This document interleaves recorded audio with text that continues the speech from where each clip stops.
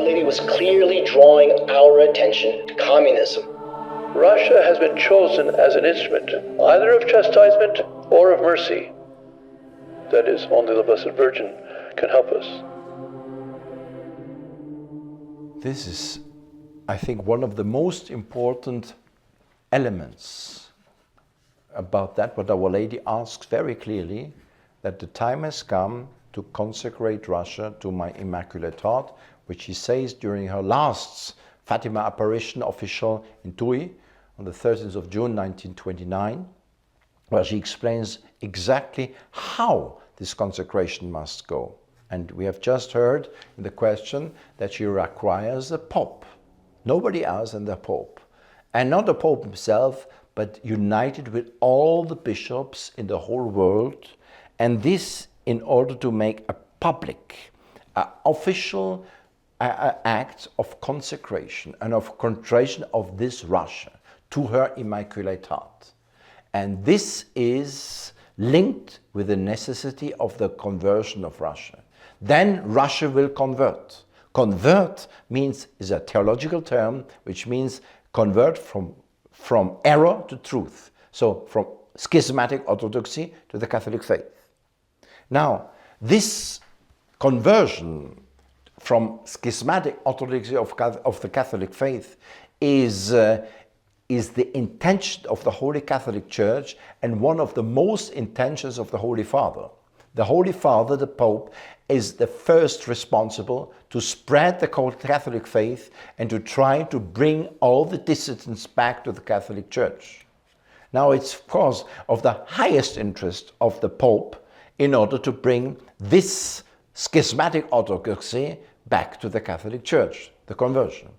Because Our Lady presents herself as the solution, and she says, I will do that by God's will, then this must be recognized. That nobody could say a saint has converted, or a group has converted, or the converted happened in itself. This is a miracle God reserves to his mother. And he wants the whole church to consider and to accept this. Now, if Jesus Christ wants the whole church to accept Our Lady, the Immaculate Heart of Mary, the role of the Immaculate Heart of Mary, the importance of the Immaculate Heart of Mary, the whole church is presented only by one person, by the Pope. Now, there is in the church one event where the Pope is united with all bishops all over the world, which is a universal council, which is an absolute exceptional event where the Pope, in order to govern the church, mostly to eliminate major errors, major dangers, he gathers all the bishops in the world to the universal council. Council of Nicaea, Council of Ephesus, Council of Chalcedon, recently Council of Trident, First Vatican Council, and unfortunately also Second Vatican Council, which is a special thing. But this is the Pope's absolutely highest, the hierarchy's highest expression. The Council will decide together with the Pope, and the Pope at its head will, make order in the church in order that the faith will be spread, faith will be conserved, all the errors will be eliminated, and so God will receive all honors.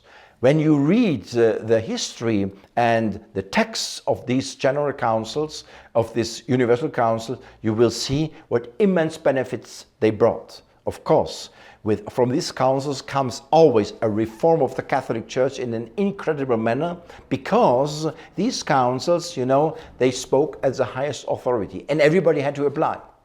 Why with all the bishops in the world? Because all the bishops in the world united with the Pope is the apostolics, is the apostles, the gremium of the apostles, which continues in the history of the world. And other way is the Pope governs through the bishops. And the bishops are, in fact, in their dioceses, in their places, the leaders under the Pope. So, to realize the orders, the highest orders of God, the Pope, he says, and he passes by the bishops.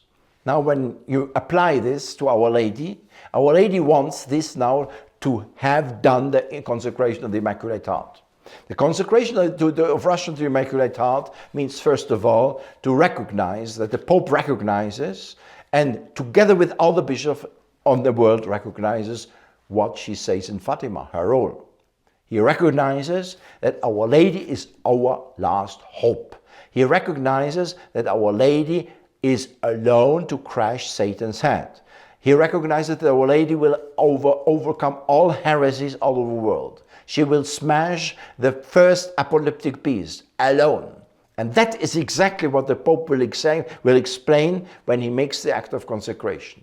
He gives Russia to Our Lady, and together with all bishops, he explains that this is an act of magisterium. The magisterium is the highest authority to declare, what? To declare what is to be believed.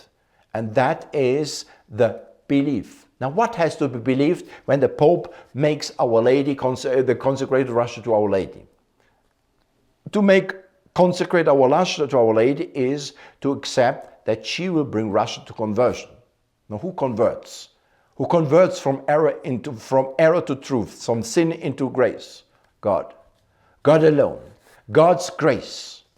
Now, God's grace. When Our Lady can do that, then Our Lady has received God's grace, which means she is the mediatrix of all graces. All graces. And this is the great truth of the role of Our Lady in our times.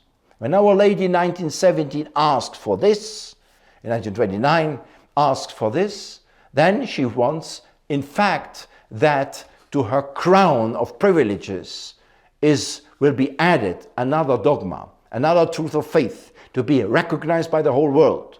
We could even say that when the Pope makes such an act, he must accompany this act with the declaration, yes, she is mediatrix of all graces.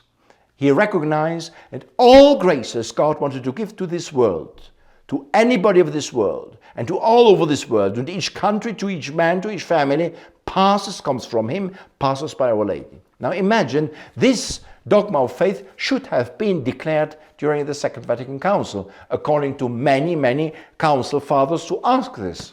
Had not happened, as for obvious reasons. This doctrine that Mary is mediatrix of all the graces, to the words of the dogma, to the explanation of the dogma, has been prepared since the beginning of the 20th century. This is very important.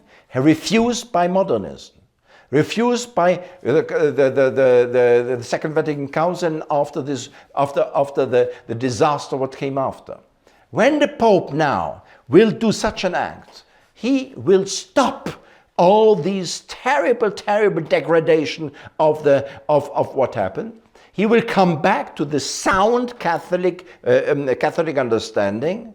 He will come back to that faith which cannot change, dogma of a faith. He will come back to the privilege of Our Lady. And all this means communism, bye-bye. Ecumenism, bye-bye. All this liberalism, bye-bye. The